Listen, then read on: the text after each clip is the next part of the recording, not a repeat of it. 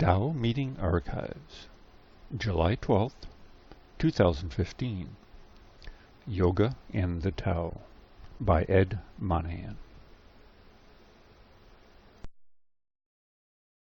Let's go ahead and do the meeting beginning ritual, everyone. 起立，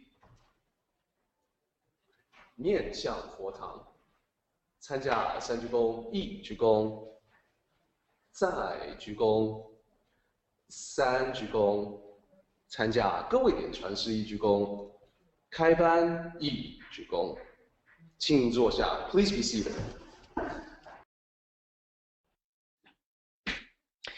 Well, it's nice to speak with everyone. Hope all is well. What I'm going to do this week, I apologize I couldn't be with you last week, is discuss something that was prevalent in my mind over the course of this past week, because we held a camp for our children. We have a summer program that we're doing with our kids that incorporates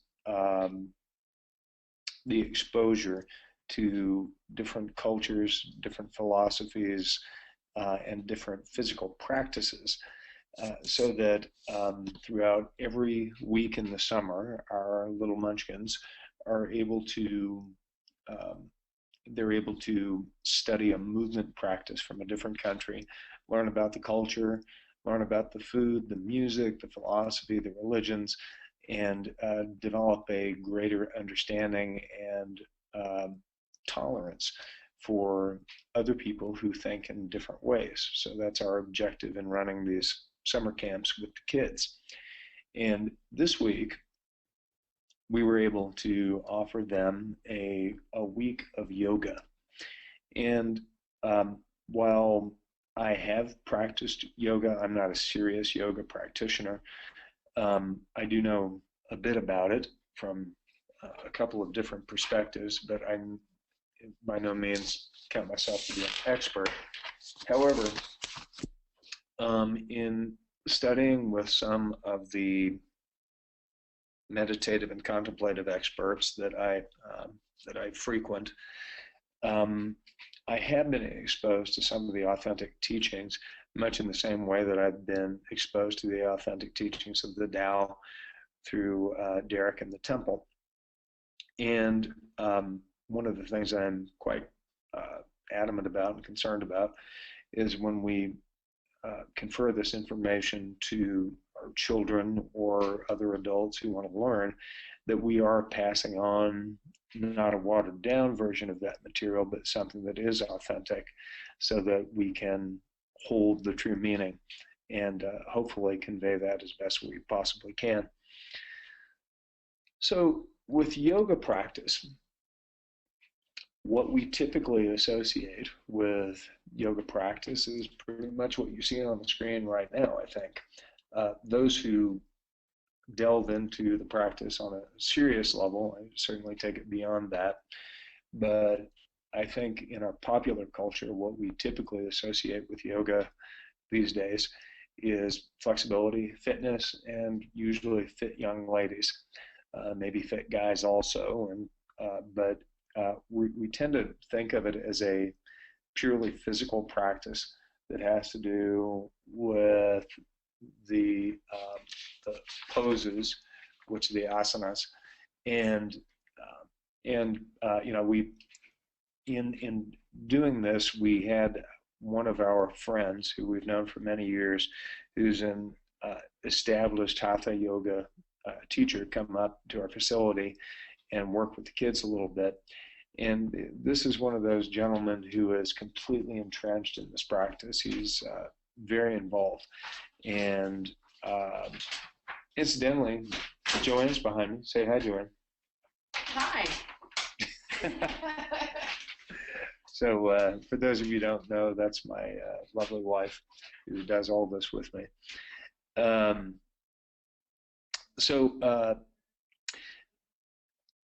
Getting back to this, the idea of what his name is George Pagan, so Pagan, apropos, what he always brings to this is an authenticity because he actually lives it. He really delves in. He practices this. So when he speaks, it speaks from an experience, a knowledge that's born of living the practice.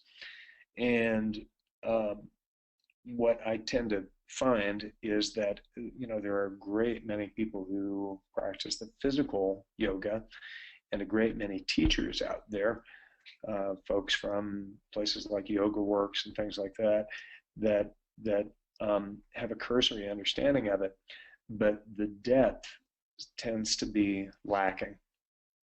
So when we look at the yogic practice, oops, I spelled yoga wrong, but you get the idea, Y-O-K-E. But what we really look at it is what it's stated in terms of the literal translation is an Indian system for training the body and soul using breathing exercises and meditation.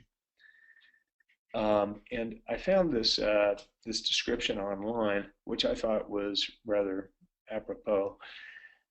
I'll just read it for you. Of course, you can see it. The most important teaching of yoga has to do with our nature as human beings. It states that our true nature goes far beyond the limits of the human mind and personality, that instead, our human potential is infinite and transcends our individual minds and our sense of self. The very word yoga makes reference to this. The root, yuj, meaning unity or yoke, indicates that the purpose of yoga is to unite ourselves with our highest nature. This reintegration is accomplished through the practices of various yoga disciplines. Until this reintegration takes place, we identify ourselves with our limitations, the limitations of the body, mind, and the senses. Thus, we feel incomplete, and limited, and are subject to feelings of sorrow, insecurity, fear, separation, because we have separated ourselves from the experience of the whole.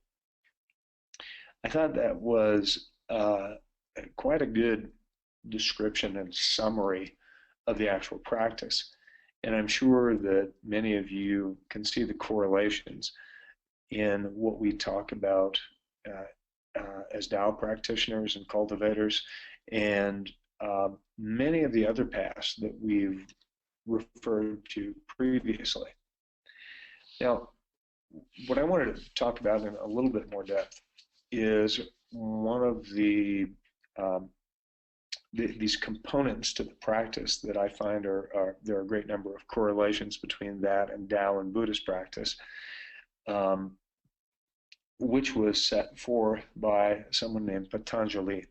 And Patanjali is considered to be, I don't know that he would really be considered to be the founder of yoga, but he's referenced in a lot of the Raja Yoga and the development of that path.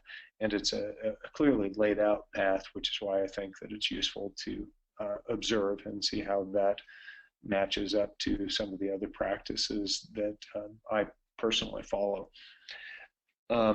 Patanjali was a practitioner, a yogi, who it's debated as to when he lived, but they think scholars estimate it somewhere between 400 before Christian era and 200 Christian era. So there's some leeway in there, but it appears that it's in about that same time frame as we experience a great many of the ancient sages to have evolved and given us these systems of understanding. And he developed something that was again referred to as Raja Yoga, or something called Ashtanga, which is the eight-limbed path. And in that eight-limbed path, there are sutras that are ascribed to him, saying around 200 AD. Again, it's debatable. And what these refer to are the different practices. There's an eightfold path. Now, you'll have to forgive me because, again, I am not a learned advocate of these steps, so my pronunciations may be slightly off, but I'll do the best that I can. First is yama, second niyama, asayanas, pranayama, pratyahara, dhyana, and samadhi. And I'll just briefly summarize these again. And my purpose in doing this is to point out the commonalities in this path, and so for observation and I think recognition.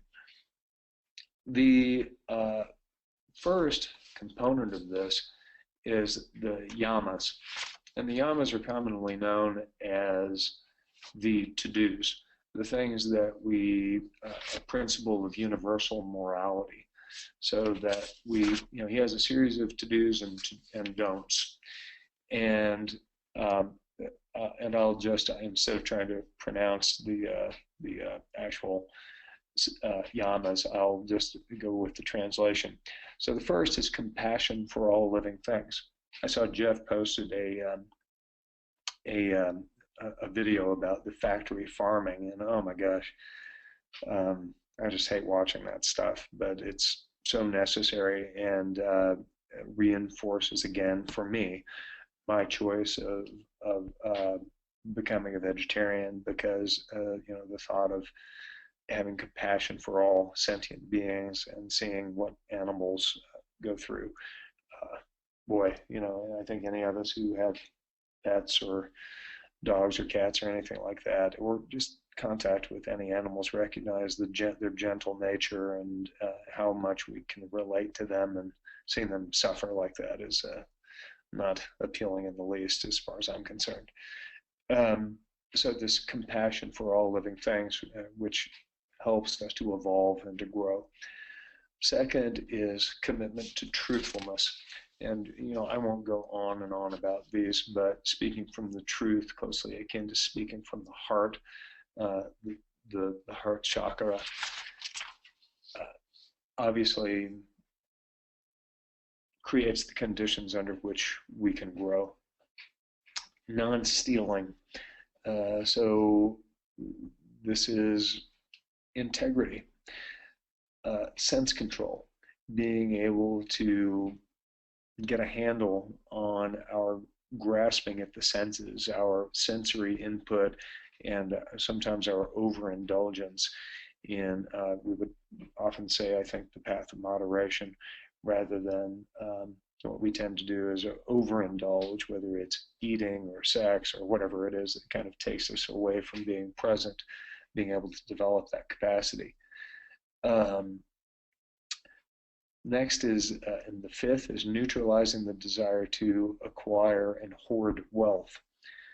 Again, the path of moderation would be, I think, if we would look at someone, at greed, someone who is obsessed with acquiring wealth for the purposes of power and just purely acquisition. Not that it's wrong with having things, but then to aid somehow in the process of helping the world with what we acquire.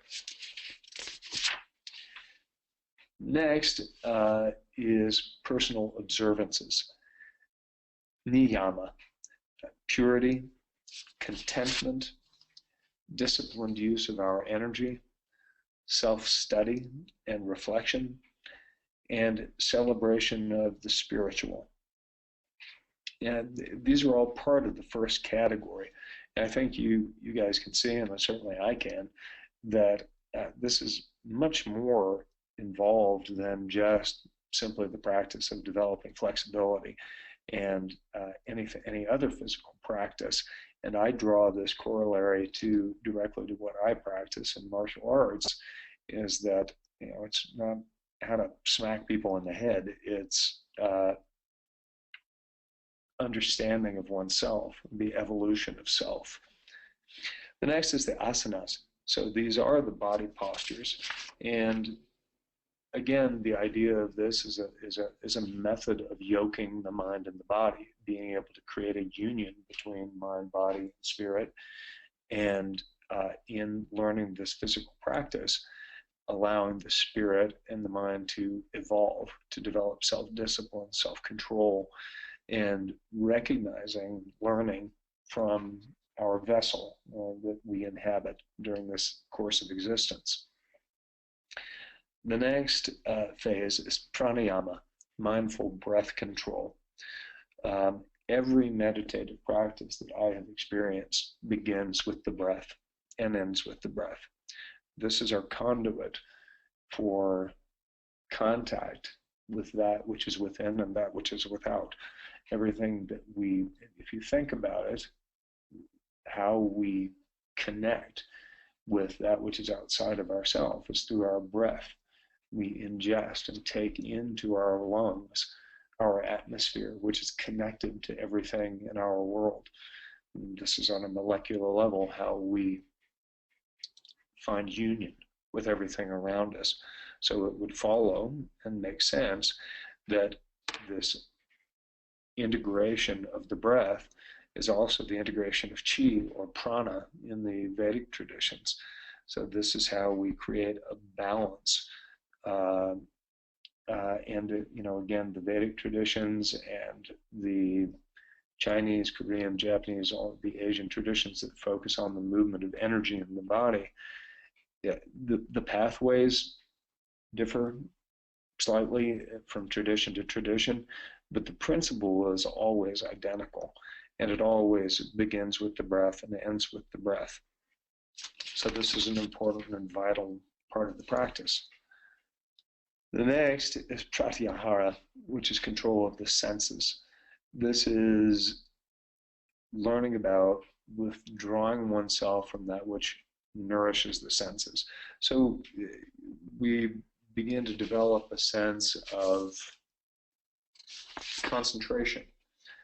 This is directing and focusing the thoughts so that we can then evolve and prepare for the next step. The next step, dharana, is concentration and cultivating interperceptual awareness. This is obviously an evolution. So with concentration comes an evolution which allows for us to develop higher degrees of perception and awareness, which again leads to an additional, a more evolved path, dhyana, which is devotion, meditation on the divine. And I think in all of our practices, we find this as part of the process of evolution. We go from small to big and back to small. So this idea of returning to the one. And then the final state, samadhi, which is the union with the divine. So as we practice meditation in zazen or chan, the samadhi mudra, the hand position, or some people refer to it as the cosmic mudra, this is a symbol of the union with the divine. And if we again think about these steps, if we go to the Heart Sutra, and the in Tibetan, there's kind of a long version and a short version. The short version is Tadyatha Gate Gate Paragate Parasangate Bodhi Soha. And this essentially, if I can remember correctly, is stronger than the path of attainment, stronger than the path of accomplishment, stronger than the path of meditation and visualization, bodhi, which is the awareness or awakening. And it sounds very simple, just as many of the, what I find many of the chapters in the Tao Te Ching are very simple, but extraordinarily profound in the way that For instance, when Derek goes through the explanations and the implications of the simple communications, that to me is really the ultimate. How we see in such a pure, unadulterated, simplistic form this wisdom that can be transferred on multiple levels of understanding based on wherever we are on our own level of awareness, but how there is so much in these very simple sayings. And so this principle of samadhi, being able to really find oneness of unity, it's encapsulated again in multiple paths and multiple perspectives. And again, this is well, you guys see the theme with me that I bring up all the time, is that how is it? It is all one. It is all unified, and we approach it from different perspectives, but it ultimately comes to the same thing, the Tao. And this is what I think we try to impart to the kids. We're talking about kids that go from 6 to 12, but even if just a pinch of what we try to convey to them sticks, and they gain an appreciation for and an understanding that there's more out there, there's different perspectives, there are different ways that should all be respected, and that it's all part of the same unity, then to me that's a victory. And if we can somehow manage to take these physical practices that have become so popular and carry these meanings of the original practices with them, so they somehow don't become watered down, and that proves to be a method of integration, a method of introduction to folks who might otherwise not experience some of these paths, then that's a great service, I think, for mankind and the evolution of consciousness. So with that, I hope everybody has a great week, and I look forward to more of those pictures, and I look forward to making my own journey to Taiwan. Hopefully I'll be able to do that in October. And Derek, thanks again, as always, for your facilitating this forum for discussion. Let's go ahead and do the meeting closing ritual. 起立，面向佛堂，持架深鞠躬，一鞠躬，再鞠躬，三鞠躬，持架各位点传世一鞠躬，结班一鞠躬。Okay, guys, we are done.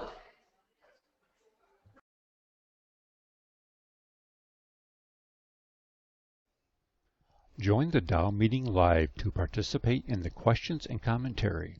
For more information, go to http://taoism.net/tao/connect-online.